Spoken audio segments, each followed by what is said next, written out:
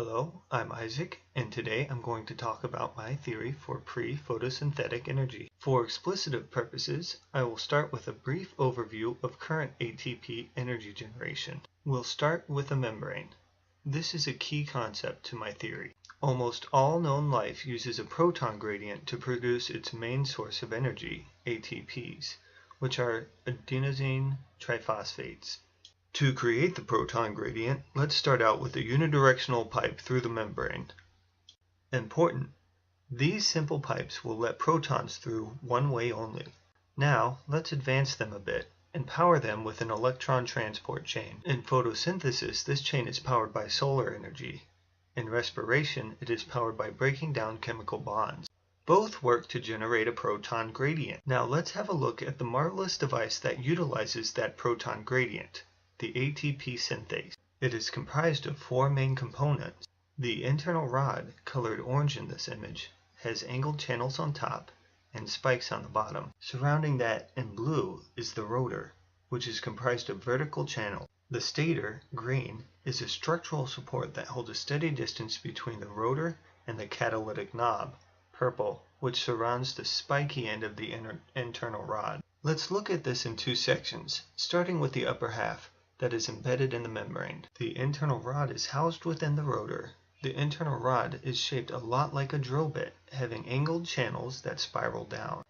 The rotor has vertically straight channels. Here's what it looks like from above. Neither the rotor nor the internal rod channels have enough room for the proton to squeeze through on their own.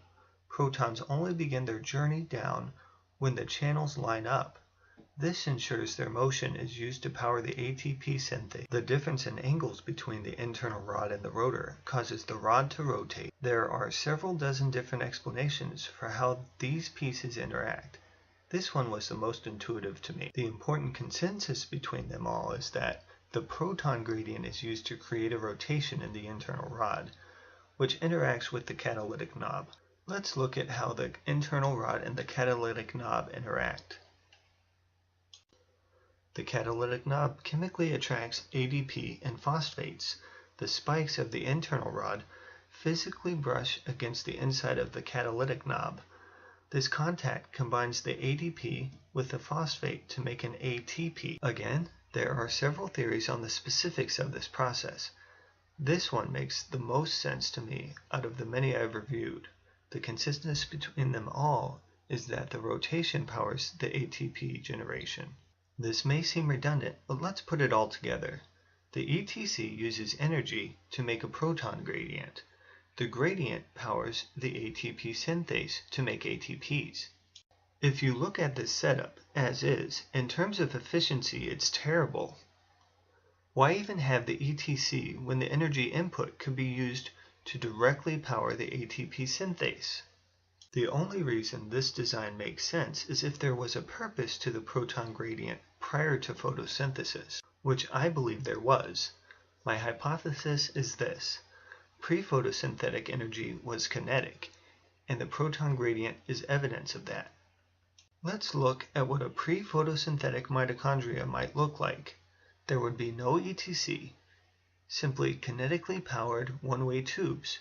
The life form would completely rely on the motion from the outside world to give it energy. In potential terms, it would look like this.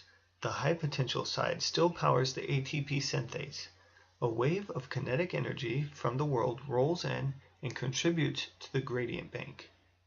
If you look at the shape of a mitochondria, it appears to be designed to capitalize off of this. The overall shape is often ovular, which would orient it to have the lowest outer surface area face into the wave, with the cristae folds poised to maximize its gain from the wave when in this orientation. The proton gradient is most likely still powered by some kinetic energy today. This explains why scientists get bizarre high-efficiency readings for the ATP synthase, because they aren't accounting for kinetic input. If this turns out to be the case, inventions could be developed to constantly charge our mitochondria with kinetic energy, and we could severely reduce our dependence on respiration for energy.